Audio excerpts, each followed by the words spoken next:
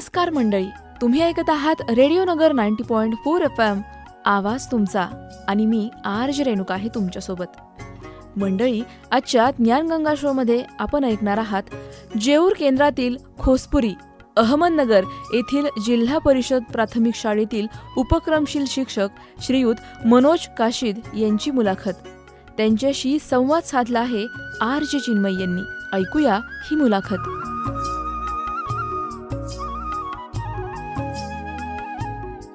नमस्कार नगरकर, तुम्ही ऐकत आहात रेडिओ नगर 90.4 FM. आवाज तुमचा. नगरकर, आपल्या ज्ञानगंगा या कार्यक्रमाला आता सुरुवात झालेली आहे आणि मी तुमची मैत्रीण RJ चिन्मय आहे तुमच्यासोबत.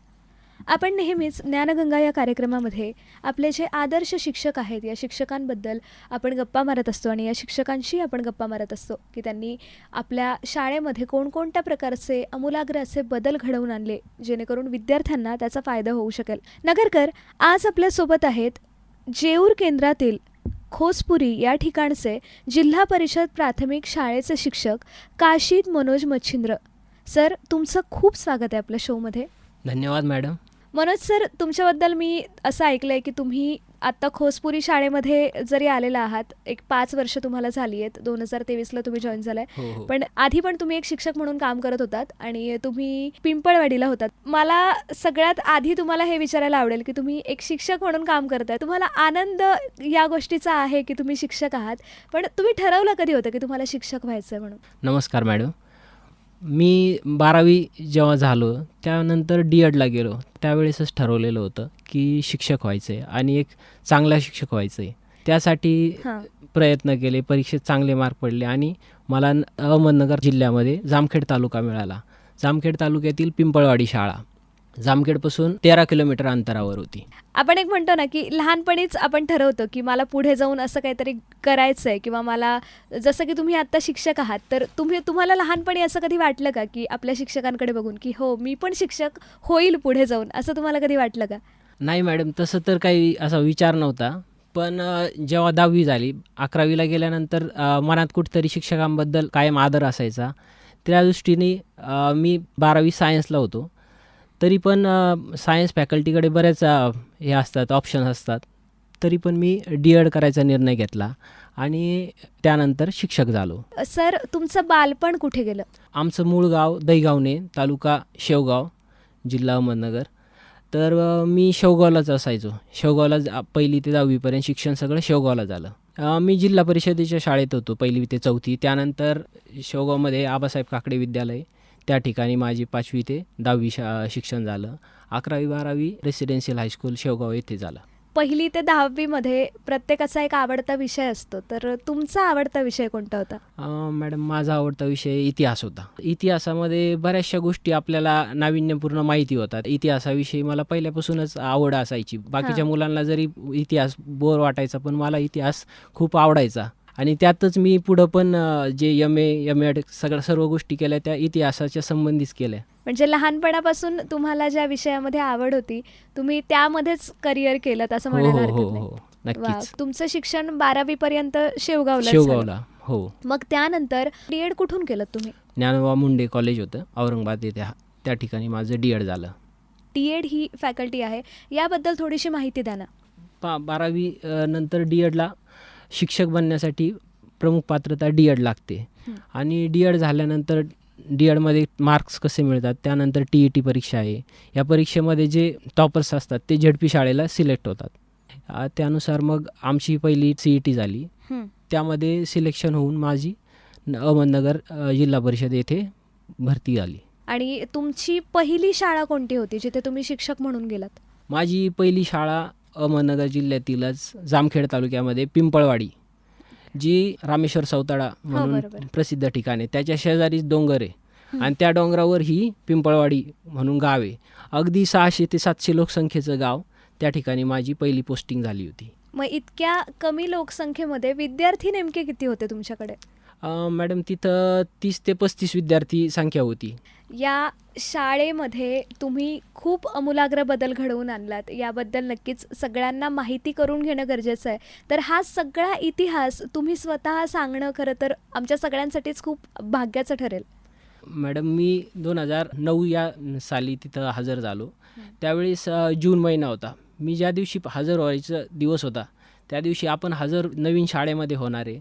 आपल्याला खूप आनंद असतो की आज नवीन शाळेमध्ये हजर व्हायचं आहे, रुजू व्हायचं आहे. कौतुक असतं, माणसं काहीतरी मनामध्ये नवीन कुतूहल असतं.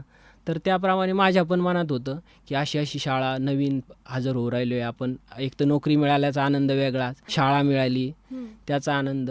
पहिल्या दिवशी पाहिलं तर जवळपास 3 किलोमीटर चालत जावं लागायचं त्या ठिकाणी. जामखेडपासून 13 किलोमीटर होती, पण 10 किलोमीटरपर्यंत रस्ता होता. तिथून पुढं रस्ता नव्हता. दररोज चप्पल हातात घेऊन 3 किलोमीटरची पायपीट येताना जाताना करावं लागायची. तिथं रस्ता नव्हता आणि तिथले लोक पण म्हणजे बऱ्यापैकी शिक्षणापासून वंचितच होते.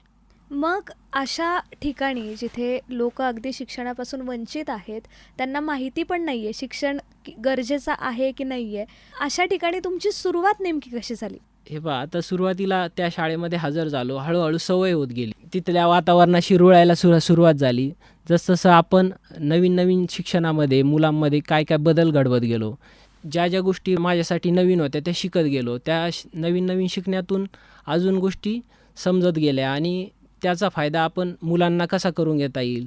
जे नवीन आपल्याकडे ज्ञान आहे, आपण शहरातून ग्रामीण भागात जातो आहे, त्या मुलांना त्या गोष्टी कशा देता येईल यासाठी निश्चित कायम प्रयत्न केला गेला. लोकांनासुद्धा नवीन शिक्षक आलेत आणि नवीन काय गोष्टी चालू आहेत हे ग्रामीण भागात लोक बरोबर त्या गोष्टी पाहत असतात. त्यांना समजत असतं काय असतं. मुलं शाळेत जरी येत असले ते शिक्षकांचं प्रत्येक गोष्टीचं अनुकरण करत असतात. घरी गेल्यावर ते सांगणार की सरांनी आमचं हे केलं, ते शिकवलं.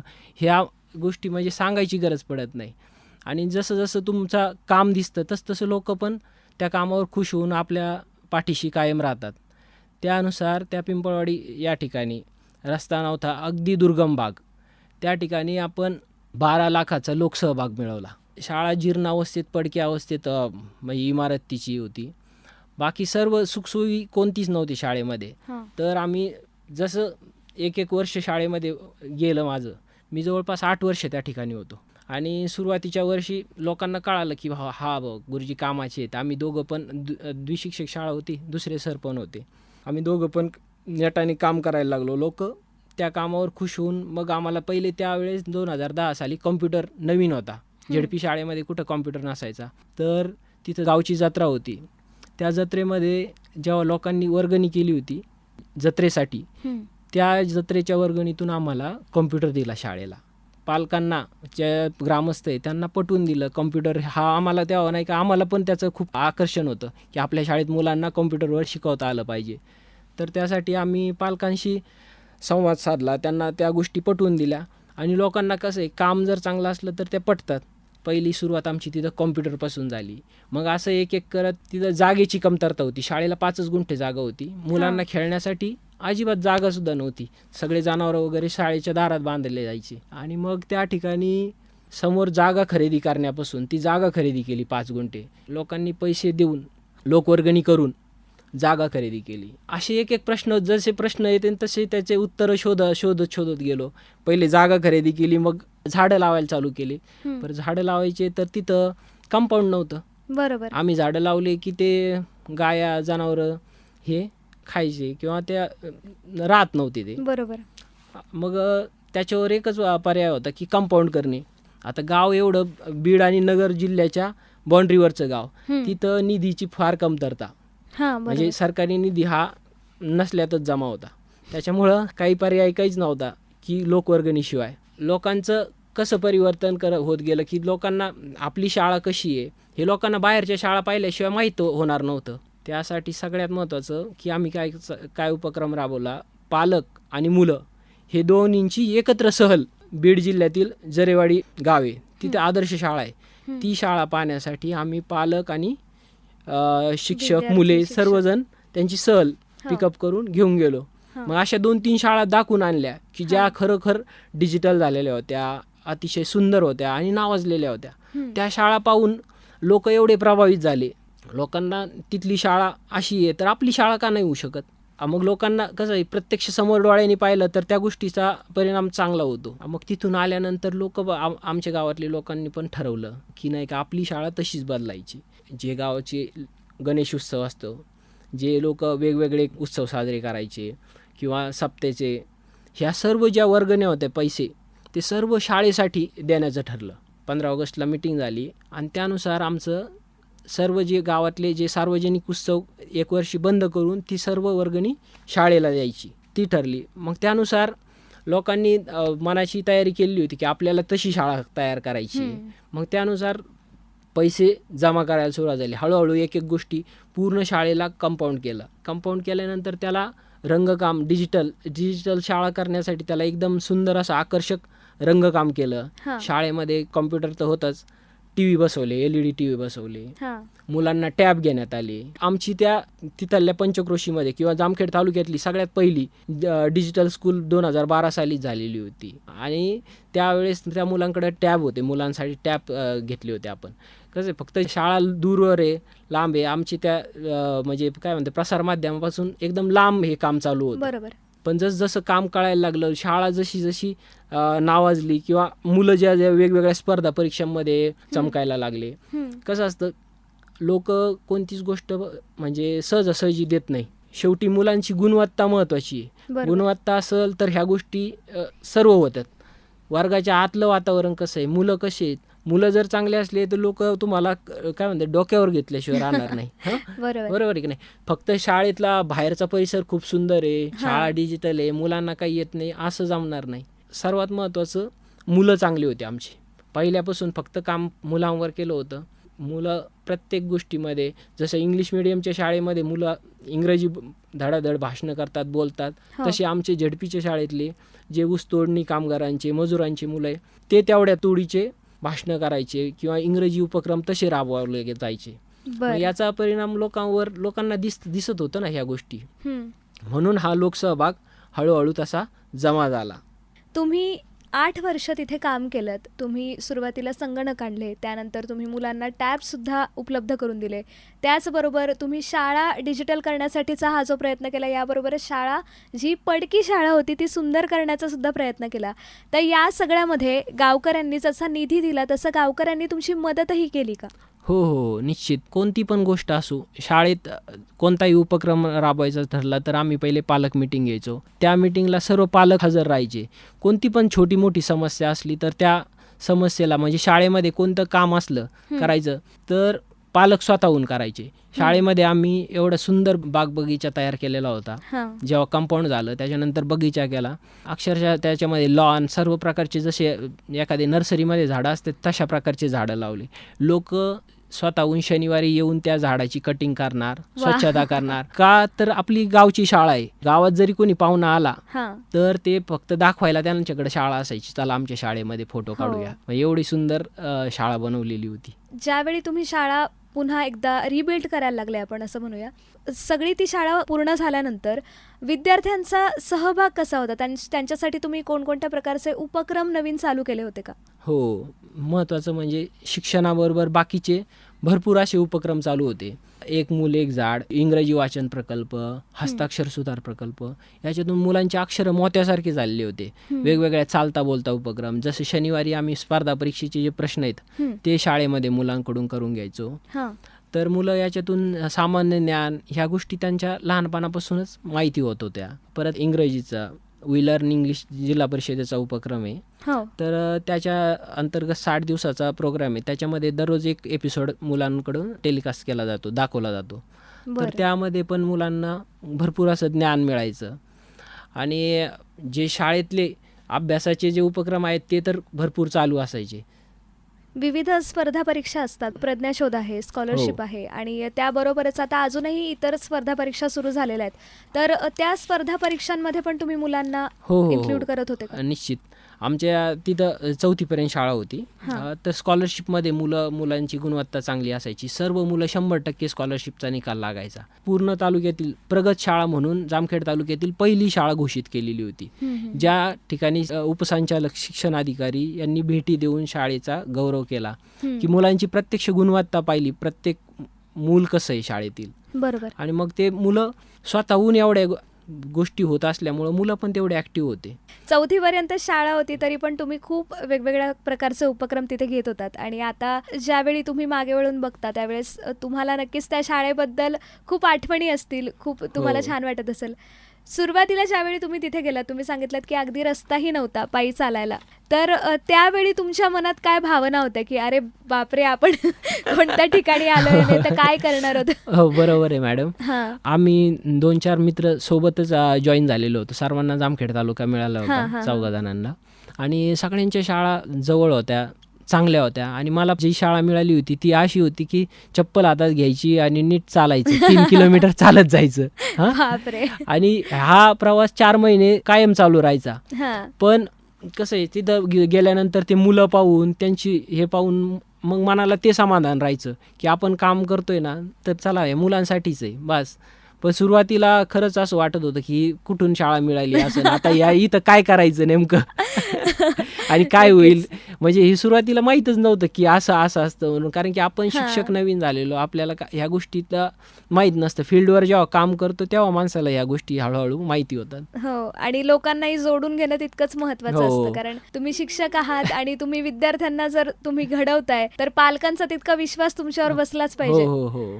ग्रामीण भागात कसं असतं, पालकांशी तेवढी शिक्षकाची नाळ जुळलेली पाहिजे. प्रत्येक गोष्टीमध्ये पालकांचा सहभाग असला तर ती शाळा नावारूपाला येते. लोकांचा तेवढा सपोर्ट असला. ग्रामीण भागामध्ये कसं आहे, जिल्हा परिषदेच्या शाळेशिवाय पर्याय नाही आहे. हो, बरोबर. गरीब मुलांसाठी झेडपीच्या शाळा अशा आहेत की तिथं सर्व गोष्टी फ्रीमध्ये येतं. हम्म. आता तर पहा, बूट, पुस्तकं, कपडे, फक्त बरोबर. मुलांनी शाळेत यायचंय शाळेत यायचंय. बस. बाकी सगळ्या गोष्टी शासन पुरवत आहे. हो, अगदी आता गणवेश सुद्धा आता हा. ऑगस्ट पर्यंत मला वाटतं सगळीकडे मिळणार दिले आहे. जातील. बुटं मिळत आहे, सॉक्स मिळत आहे हा. मुलांना. मुलांनी फक्त शाळेत येणं महत्वाचं आहे. आणि या सगळ्यामध्ये ज्यावेळी तुम्ही 8 वर्ष तिथे राहिलात, तुम्ही इतका सगळा बदल तुमच्याकडून घडला आणि खूप सुंदर गोष्ट आहे, खूप अभिमानाची गोष्ट आहे. तर या सगळ्यातून ज्यावेळी तुमचं पुन्हा तुम्ही बदली झाली तुमची, त्यावेळी तुमच्या आणि सगळ्या गावकऱ्यांच्या भावना काय होत्या, सगळ्या विद्यार्थ्यांच्या भावना काय होत्या? सगळ्यात आधी की लोकांची इच्छा म्हणजे काय म्हणते, तिथून बदली होणारच नाही, आता सर इथंच आहे कायमची, असं लोकांची भावना असायची की आता यांची बदली होऊ द्यायची नाही. पण 2018 साली बदल्यांचा GR आला, त्यामध्ये माझी बदली झाली. लोक अक्षरशः साहेबांना जाऊन भेटत होते की बदली करू नका, पण ते वरतून प्रशासनाकडून असतं. बदली झाली.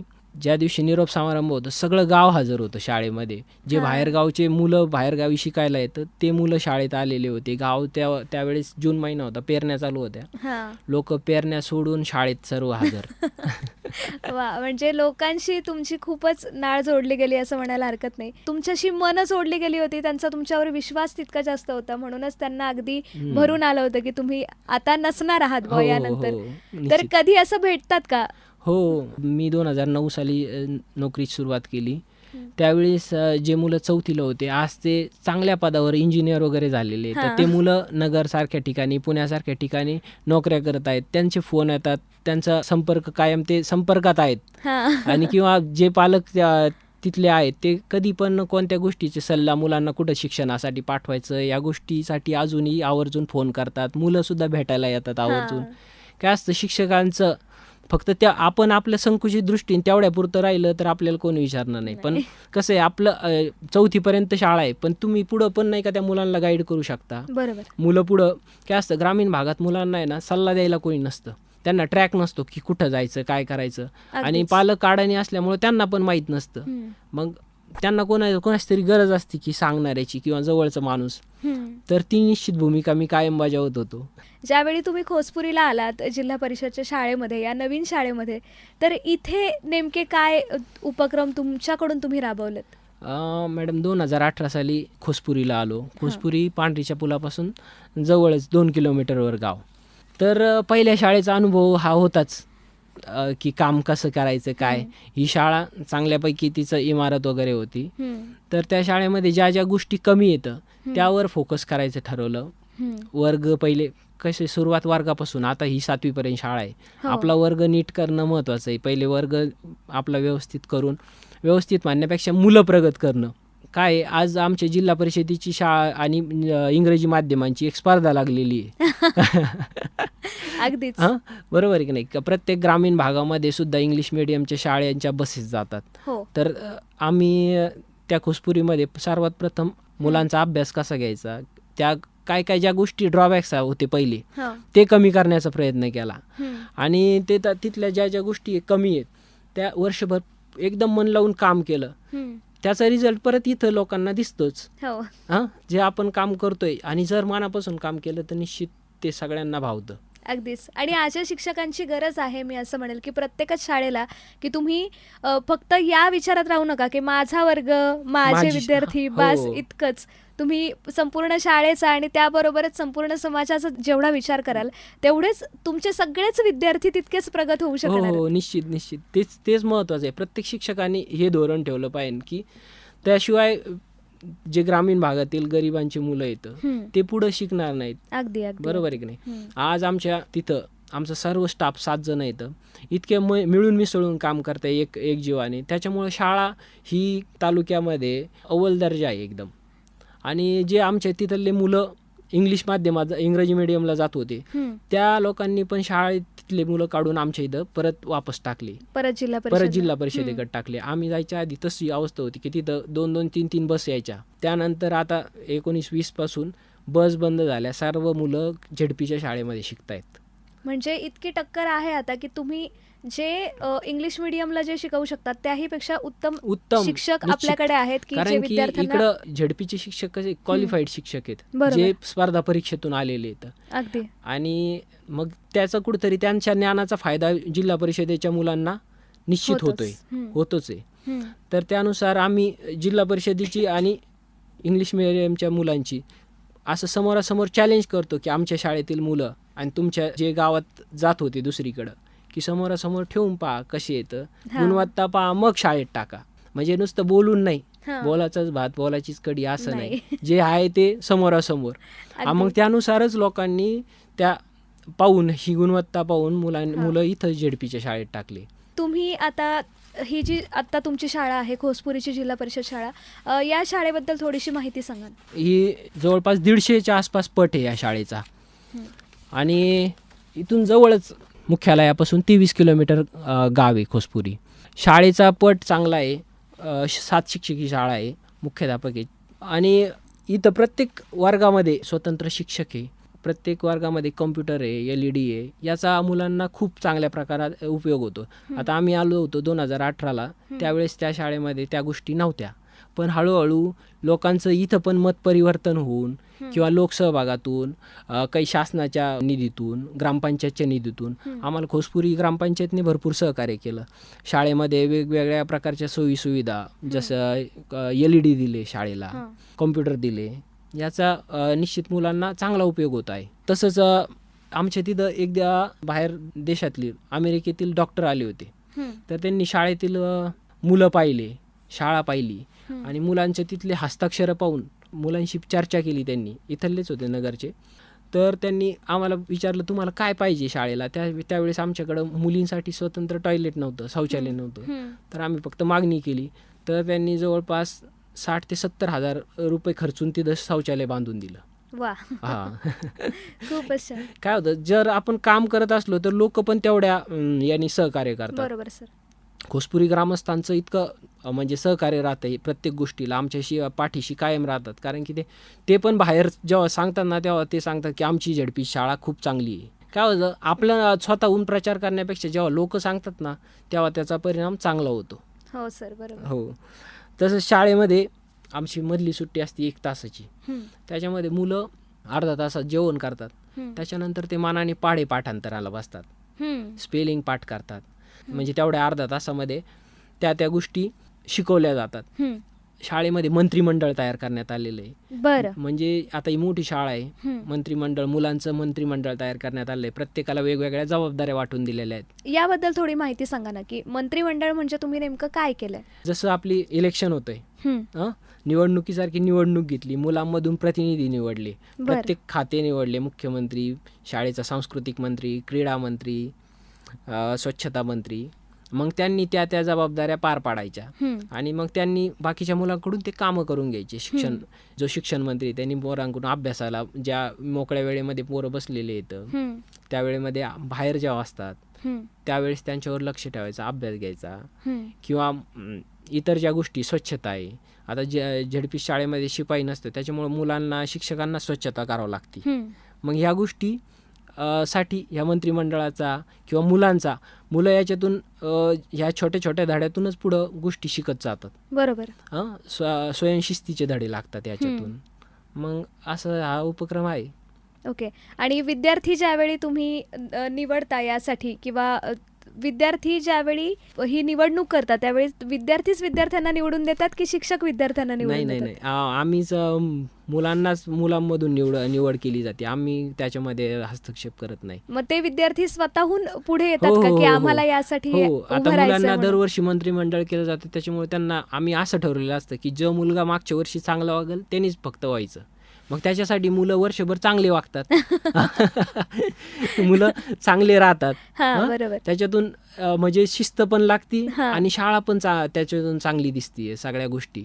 या बरोबरच आता जसं मंत्रिमंडळ हा एक उपक्रमच आहे, तर याबरोबर अजून काय काय उपक्रम तुम्ही राबवतात? आपल्या जिल्हा परिषदेचं वी लर्न इंग्लिश आहे. परत एक लीप फॉरवर्ड म्हणून इंग्रजीचा उपक्रम आहे. मुलांची इंग्रजी वाक्य शब्दसंपत्ती वाढली पाहिजे यासाठी हे यासारखे उपक्रम शाळेमध्ये राबवले जातात. तसं सोनू मोनू बँक जी बचत, मुलांना लहानपणापासून बचतीची सवय लागली पाहिजे. जे मुलांकडे खाऊचे पैसे असतात 10 रुपये 5 रुपये काय असतील ते, तर ते शिक्षकांकडे ते जमा करतात आपल्या आपल्या नावावर. आणि मग ते त्यांना जी गरज असते वर्षभर, काही पेन्सिल घ्यायची, वही घ्यायची, तर त्या पैशातूनच ते वर्षभर आपल्या गरजा भागवतात. मग बरं प्रत्येक मुलाचं असे सेपरेट हे केलेले आहेत, पासबुक तयार केलेले आहेत शाळेमध्ये. बरं. हो वा, हा तर खूप म्हणजे अगदी अवर्णनीय उपक्रम आहे. आणि हा उपक्रम प्रत्येक शाळेमध्ये म्हणजे अगदी ती सरकारी शाळा असू देत किंवा प्रायव्हेट शाळा असू देत सगळीकडे हा उपक्रम असला पाहिजे मला तरी वाटतं. हो हो हो निश्चित. लहानपणापासून मुलांना बचतीची सवय लागते. आम्ही अगदी. त्यासाठी मुलांची बँकेमध्ये सहल घेऊन गेलो, मुलांना तिथले व्यवहार कसे असतात ते दाखवले. आमचे सहली चांगल्या चांगल्या शैक्षणिक ऐतिहासिक ठिकाणी नेण्यात येतात दरवर्षी. आणि ज्या जवळपासच्या क्षेत्रभेटी ते बँकेमध्ये नेल्यामुळे मुलांना त्या बचतीची सवय लागली की इथं पैशाचे व्यवहार कसे करायचे. आत्तापासूनच मुलांना जर बचतीची सवय लागली तर पुढे चालून त्याचा फायदाच होणार आहे. बरोबर.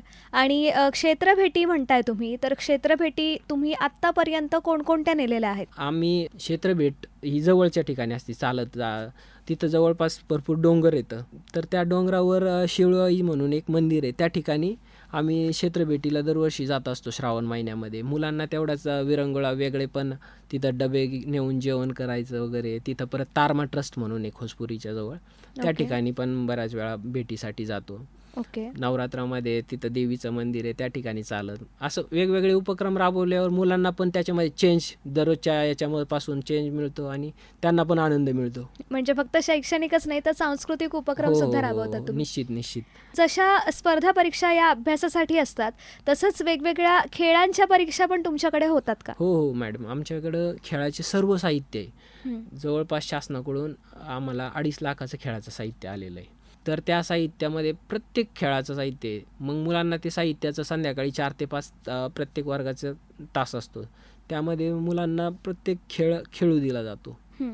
जसं धनुष्यबाण आहे, भाला आहे. हे मुलांसाठी, ग्रामीण भागातल्या मुलांसाठी नवीन आहे. इथून मागं त्यांना ते पाहायला सुद्धा भेटत नव्हतं. आज ते झेडपीच्या जिल्हा परिषदेच्या शाळेमध्ये या गोष्टी आहेत. मग त्या मुलांना आम्ही मनसोक्तपणे वापरू देतो. मग त्याचा त्यांना निश्चित फायदा होतोय. आता पाठीमागं आमच्या स्पर्धा झाल्या, त्यामुळे मुलं लांब उडी, उंच उडी या स्पर्धेमध्ये तालुका पातळीवर, जिल्हा पातळीवर आलेले आहेत. तसंच पाठीमागं आपल्या जिल्हा परिषदेचा एक उपक्रम होता, इस्रो सहल. तर ते पूर्ण नगर जिल्ह्यातील प्रत्येक तालुक्यातले 3 मुलं निवडायचे. तर आमच्या खोसपुरी शाळेतील एक विद्यार्थिनी आहे, तिची निवड झाली होती त्या स्पर्धा याच्यामध्ये इस्रो सहलीसाठी. तर विमानाने त्यांना बेंगलोरला श्रीहरिकोटा येथे नेण्यात येणार होते. आणि मला असं वाटतं त्यावेळी चांद्रयान 3चं प्रक्षेपण काहीतरी त्यांना मग तेच दाखवणार होतं, बरोबर. बरोबर आहे? आम्ही ते चांद्रयान 3चं प्रक्षेपण आम्ही शाळेत सुद्धा मुलांना दाखवलं होतं, लाईव्ह. दाखवलं होतं. परत वेगवेगळे ॲप्सच्या माध्यमातून विद्यार्थ्यांना 3D प्रकारात जंगली प्राणी, पाळीव प्राणी याचे डेमो दाखवण्यात येतात. ओके. हो, म्हणजे कसं आहे, तंत्रज्ञानाचा मुलांना सुद्धा कुठेतरी आता आमच्या शाळेमध्ये मुलं एकदम स्वतःच्या घरातल्यासारखं कॉम्प्युटर हे त्या गोष्टी सर्व हाताळतात. आम्ही जास्त बंधन नाही टाकत मुलांवर. काय होतं, मुलांना जर ह्या गोष्टी हात नको लावू, ते नको लावू, मुलांच्या मनामध्ये त्याच्याबद्दल भीती निर्माण होते, मुलं होते, बरोबर. हात नाही लावत. हां. तर आता आमचे पहिलीचे मुलं आहे, ते कॉम्प्युटर एकदम चांगल्या प्रकारे ऑपरेट करू शकतात. वा. फाईल ओपन करणे, बंद करणे, कोणत्या व्हिडिओ लावणे, ह्या गोष्टी. कारण की त्यांना स्वातंत्र्य दिलंय ना, बरोबर. त्याचा आपण फक्त लक्ष द्यायचं, काम करायचं, पण मुलं त्या गोष्टी करतात. असं आहे, विश्वास आणि त्यांना- ठेवला हो. मुलांवर की ते मुलं आपोआप त्या गोष्टी, त्यांना भीती पण कमी होती आणि कॉन्फिडन्स शिकतात पण वाढतो. त्यातून. हो हो हो. अगदीच. रेग्युलर तुम्ही कोणते कोणते उपक्रम घेतात शाळामध्ये? मॅडम पहा, मुलांच्या शिक्षणाच्या संदर्भात, हं. शिष्यवृत्ती परीक्षेसंदर्भात मार्गदर्शन यासाठी ज्या अतिरिक्त तासिका घेतल्या जातात शाळेमध्ये, हं. त्याचा मुलांना फायदा होतो. आमच्या शाळेतील बरेचसे मुलं शिष्यवृत्ती गुणवत्ताधारक झालेले आहेत. परीक्षेमध्ये वेगवेगळ्या स्पर्धा परीक्षा असतात, त्याला पण मुलं बसवले जातात. हं. त्याचा मुलांना चांगला फायदा होत आहे. आणि ते पुढचे मुलं जे गुणवत्ता यादीत आले, त्या मुलांना पाहून नवीन मुलांना पण प्रोत्साहन मिळत आहे. हं. तसंच शाळेमध्ये योग, प्राणायाम, सूर्यनमस्कार, कबड्डी, खो खो यासारखे भरपूर क्रीडा स्पर्धा घेतल्या जातात. हं. वृक्षारोपण, ग्रंथदिंडी, बालानंद मेळावा, पूर्ण तालुक्याचे बालानंद मेळावे आमच्या घोसपुरी शाळेत व्हायचे. ओके. म्हणजे सर्व तालुक्यातील ज्या केंद्रातील शाळा आहेत, हां. त्या तिथं एका ठिकाणी सर्वांचे स्टॉल लावायचे, मुलांचे खाद्यपदार्थ, बरोबर. भाजीपाला जे त्यांच्या शेतात पिकतंय, त्याच्यातून मुलांना व्यवहाराचे ज्ञान झालं पाहिजे. हो, बरोबर. परत जे थोर महात्मे, त्यांच्या जयंत्या, पुण्यतिथ्या या पण शाळेमध्ये आवर्जून प्रत्येक उपक्रम साजरे केले जातात. ओके. मुलांना भाषणं दिली जातात. त्याच्यातून बरोबर. लहानपणापासूनच ते चांगले उत्तम वक्ते झालेले आहेत. आता बरोबर. आमच्या शाळेतीलच मुलगी जिल्हा स्तरावर पहिली आली होती वक्तृत्व स्पर्धेमध्ये. वा वा.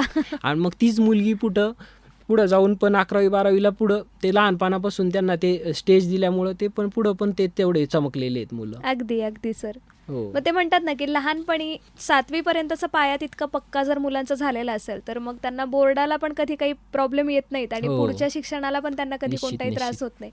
तर त्यामुळे हे जे महत्त्वाचं काम आहे हे खरं तर असं म्हणूयात की प्रायव्हेट शाळांमध्ये पण शिकवलंच जातं, प्रश्नच नाहीये. हो हो हो. पण जे आपल्या मातीतले शिक्षक आहेत असं म्हणायला हरकत नाही की जिल्हा परिषदमधून जे विद्यार्थी बाहेर निघतात ते नक्कीच चमकतात जास्त प्रखरशाने, असं म्हणायला बरोबर हरकत आहे. नाहीये. एक आमच्या शाळेमध्ये जे मुलांना एक मुलं एक झाड उपक्रम केलेला आहे. हो. मुलांना एक एक झाड वाटून दिलेलं आहे. हम्म. त्याच्यामुळं मुलं त्या झाडाची एकदम चांगली काळजी घेतात. स्वतःहून घरून खत आणून टाकतात, विशेष म्हणजे पाणी तुम्ही घालतात. शाळेतच शाळेत लावून सुद्धा आणि घरी सुद्धा हा, असे हा. 2 ठिकाणी झाडं दिलेले हा, आहेत. हा, हा.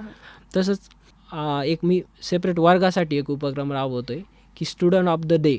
दिवसभरात जे मुलगा चांगला दिवसभर अभ्यासात किंवा कोणत्या पण एखाद्या गोष्टी ॲक्टिव्हिटीमध्ये चांगला झालेला असेल. हा. काय होतं, हुशार मुलं कायम असतात पुढं, पण जे मुलं थोडंसं कसं साधारण असतो त्याला पण कुठेतरी प्रोत्साहन मिळलं पाहिजे. बरोबर. त्याला एखादा पेन, पेन्सिल, काहीतरी बक्षीस म्हणून संध्याकाळी दररोज दिलं जातं. वा. मग त्याच्यामुळे त्या बक्षिसाच्या याने मुलं अजून हुरूपाने अभ्यास करतात किंवा कोणत्या बरोबर. पण गोष्टीमध्ये सहभाग तेवढा आवडीने घेतात. इतिहास तुमचा खरं तर मेन विषय आहे, तुम्ही हो. त्यातून शिक्षण घेतलेलं आहे. तुम्ही ज्यावेळी मुलांना इतिहासाबद्दल समजावून सांगता हम्म. तर तुम्ही त्यामध्ये मुलांना काही वेगळे पण काही देता का? हो मॅडम, निश्चितच. जे आपले पाठीमागं इथं महानाट्य झाले होते, हो, बरोबर. मग त्या नाट्याला मुलं आम्ही आणली होती. प्रत्यक्ष लाईव्ह ज्या गोष्टी दाखवता येतील त्या दाखवल्या. परत जे शाळेमध्ये कम्प्युटर, LED आहेत त्याच्यावर मुलांना लाईव्ह प्रक्षेपण त्या गोष्टींचं, हम्म. काही महानाट्य असतील किंवा काही शिवरायांच्या ज्या चित्र वगैरे ज्या गोष्टी असतील त्या दाखवल्या जातात. त्याच्यातून मुलांना मग त्या इतिहासाबद्दल बी आवड तयार झाली पाहिजे, ह्या गोष्टी निश्चित केल्या जातात. आणि तुम्ही वर्ग शिक्षक पण आहात. हो हो हो. मग तुमच्याकडे आता सध्या किती विद्यार्थी आहेत? 35 विद्यार्थी येतं. इयत्ता 2रीचा वर्ग आहे. 2रीचा वर्ग आहे. हो. आणि 2रीच्या मुलांना तर इतिहास खरं तर नसतो नाही, का? नाही. आता लहान मुलं म्हटल्यानंतर त्यांना त्यांच्या कलानेच शिकवायला शिकवावं लागतं, लागतं, त्यांना बरोबर आहे. समजावून सांगायला लागतं प्रत्येक गोष्ट. त्यांना काही ते कितीही चुकू देत आपल्याला शांतपणे संयमाने त्यांना सांगायला लागतं हो. सगळं. तर तुम्ही कसं हँडल करता आता विद्यार्थी? काय होतं, आमच्याकडे जिल्हा परिषदेकडे एक असा विषय असतो की जे मूल 6 वर्षाचं होतं ते जिल्हा परिषदेच्या शाळेत येतं. आता इंग्लिश माध्यमात काय होतं, 3 वर्षाचा मुलगा ते LKG UKGला जायला हो. लागतो. आणि आमच्याकडे जे येतं ते डायरेक्ट 6 वर्षाचं मुलं येतं. त्याला कधी कधी अशी मुलं येतात की त्यांना पेन्सिल सुद्धा धरता येत नसते. हा. मग तिथून सुरुवात करावं लागते आपल्याला, त्यांना 2 बोटांनी पेन्सिल पकडायची वा. आणि मग तो प्रवास सुरू होतो. आणि आम्ही वर्षभरातच मुलं, जे वर्ष पहिलीचं संपतं त्यावेळेस मुलं चांगल्यापैकी वाचन करायला लागतात. म्हणजे आम्हाला जे हे इकडे इंग्लिश माध्यमात 3 वर्ष 4 वर्ष घालतात ते आम्ही एका वर्षामध्ये सगळं कव्हर करून घेतोय. वा. हा. म्हणजे अगदी स्ट्रगल आहे असं म्हणायला स्ट्रगल हरकत निश्चित नाहीये. आहे. मग ते चॅलेंजिंग आहे, त्याच्यात आनंद पण तेवढाच आहे, कारण की हां. मुलांना आलं त्याच्यासारखा आनंद शिक्षकाला दुसरा कोणता नाही. तुम्ही आत्ता दुसरीच्या वर्गाला शिकवताय, पण ज्यावेळी तुम्ही 3री-4थी पर्यंत पिंपळेवाडीला शिकवत होतात, त्यावेळी तुम्ही विद्यार्थ्यांना इतिहास नेमका कसा समजावून सांगायचात, की त्यांना लक्षात आलं पाहिजे की आपले जे महापुरुष होऊन गेलेले आहेत त्यांच्याबद्दल त्यांना कळलं पाहिजे, यासाठी तुम्ही काय उपक्रम करायचात? मुलांचे नाट्य बसवायचे, हां. प्रत्यक्ष मुलं लाईव्ह त्या गोष्टी करायचे, मग प्रत्येकाला वेगवेगळं कॅरेक्टर दिलं जायचं. हं. तर त्यानुसार त्या प्रत्येक धडा हा समोर येऊन मुलं स्वतः तयार हे करणार, लाईव्ह डेमो दाखवणार. हां. मग याच्यातून मुलांना माहीत राहायचं की मी हे पात्र आहे, दुसरा हा पात्र आहे, आणि मग याच्यातून पोरांना या गोष्टी एकदम दृढ होत गेल्या. मग त्याचा निश्चित मुलांसाठी चांगला उपयोग झाला. खरं तर या इतक्या अवघड विषयामध्ये तुम्ही डी.एड केलं, तुम्ही पुढे पण शिक्षण घेतलं, हो. तर तुम्हाला कधी अशी भीती नाही वाटली का, की अरे मला होईल की नाही माझ्याकडून अभ्यास इतका? नाही, असं काही नाही. मला पहिल्यापासून आवड होती, त्याच्यामुळं त्याच्यात काही वाटलंच नाही. हां. आणि पुढं एकदा तुम्हाला त्या विषयाबद्दल किंवा एखाद्या गोष्टीबद्दल आवड तयार झाली की त्या गोष्टी सहज सोप्या होत जातात. बरोबर. तसंच शाळेचं पण तसंच आहे. हां. जर मनात तुम्ही आधीच निगेटिव्ह भावना असली तर ते मुलं तुमच्या ह्याच्याने कधीच प्रगत होऊ शकत नाही. नाही सर, बरोबर. बरोबर आहे की नाही? हो. मग मुलांकडं पाहण्याचा दृष्टिकोन पण तेवढा सकारात्मक ठेवावा लागतो. शाळेमध्ये जितका सकारात्मक राहू तेवढं चांगलं. हां. कारण की ते एवढे 35 मुलं असतात, 40 मुलं असतात, त्यांना आपल्याला फेस करायचं असतं. वेगवेगळ्या याच्यातले प्रत्येकाचे पालक, म्हणजे शिक्षणाचा आणि त्यांचा कुठं दूर संबंध नसतो. असे लोक पण नाही का, आता आम्हाला गेल्यावर मुलांच्या घरी जाऊन मुलं घेऊन यावं लागतात, म्हणजे शाळेत पण पाठवत नाही असे पालक आहेत काही. म्हणजे अजूनसुद्धा शिक्षणाप्रती काही अनास्था आहे. मग त्यांना त्या गोष्टीचं महत्त्व पटवून देण्याचं पण काम शिक्षकालाच करावं लागतंय. सकारात्मक ऊर्जेने काम केलं ना तर त्याचं फळ चांगलंच मिळतं. अगदी. शिक्षक हा असा एकमेव आहे की आपल्यापेक्षा आपला विद्यार्थी मोठा झाला पाहिजे हे फक्त शिक्षकालाच वाटू शकतं, बाकी कुणालाही नाही वाटू शकत. अगदीच खरं आहे सर.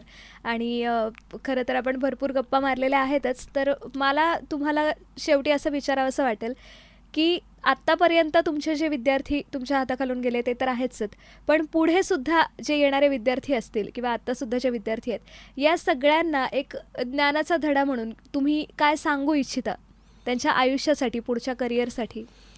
कोणतीच गोष्ट ही अवघड नाही आहे. मेहनत करा, मेहनत केल्यानंतर तिचं फळ निश्चित चांगलं मिळणार आहे. तर त्या दृष्टीने प्रत्येकाने पहिल्यापासूनच मेहनतीशिवाय पर्याय नाही हो. एवढंच डोक्यात ठेवून अभ्यास केला पाहिजे. हो. मुलांनी पण आणि पालकांनी सुद्धा मुलांकडं थोडंसं लक्ष देणं गरजेचं आहे. ग्रामीण भागात काय होतं, फक्त शाळेत पाठवणं एवढंच फक्त काम करायचं, बाकी त्याचा अभ्यास कोणतीच गोष्ट पालक जरी सुशिक्षित असले तरीसुद्धा घेतला जात नाही. तर पालकांनी सुद्धा मुलांकडे थोडं लक्ष दिलं पाहिजे. हो. तर ते मुलं या काळाबरोबर स्पर्धेमध्ये टिकतील. काय होतं, ग्रामीण भाग आणि शहरी भाग याच्यामध्ये फरक हाच राहतो की खेड्यातले पालकांना वेळ नसतो आणि असला तरी ते पाहत नाही त्या मुलांकडं. त्याचा फरक कुठंतरी राहतो नंतर. मग ह्या पालकांना सुद्धा संदेश आहे की मुलांच्या अभ्यासाकडं, त्याची प्रगती कशी चालली आहे, शिक्षकांशी चर्चा करा या गोष्टी कशामध्ये कमी आहे, तर ते पण तुम्हाला मार्गदर्शन करतील कसा घ्यायचा, आणि मुलांची प्रगती पण प्रत्येक पालकाला समजेल. आणि ह्या दृष्टीने प्रत्येकाने, मुलांनी आणि पालकांनी कायम जागरूक राहिलं पाहिजे. हे मी असं म्हणेल की ही भावना फक्त शिक्षकाच्याच मनातून येऊ शकते. Thank you so much sir. तुम्ही इथे आलात, तुम्ही तुमचा इतका सुंदर अनुभव सांगितलात. एक शाळा अगदी काहीही नव्हतं, अगदी माळरानापासून एक सुंदर अशी शाळा तुम्ही उभी केलीत. इतक्या सुंदर पद्धतीने तुम्ही 8 वर्ष विद्यार्थ्यांना शिकवत राहिलात तिथे. डिजिटल ती शाळा करूनच तुम्ही त्या शाळेतून बाहेर पडलात आणि आतासुद्धा तुम्ही विद्यार्थ्यांना शिक्षण देण्याचा वसा पुढे चालू ठेवता. याबद्दल तुमचे खूप खूप आभार. आणि तुमच्याकडून इतका सुंदर असा ज्ञानाचा मार्ग मला सापडला आहे, त्याबद्दल खूप खूप धन्यवाद. खूप खूप धन्यवाद मॅडम, तुम्ही या शोमध्ये आमंत्रित केलं याबद्दल मी मनापासून आपला आभारी आहे. धन्यवाद.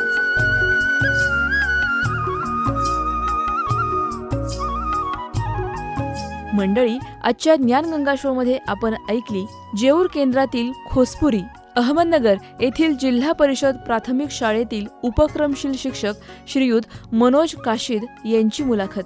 त्यांच्याशी संवाद साधला RJ चिन्मय यांनी. आणि नगरकर, आता वेळ झाली आहे इथेच थांबण्याची. पुढच्या शनिवारी दुपारी 1 वाजता परत भेटूया ज्ञानगंगा या आपल्या शोमध्ये. तोपर्यंत ऐकत रहा रेडिओ नगर 90.4 FM, आवाज तुमचा.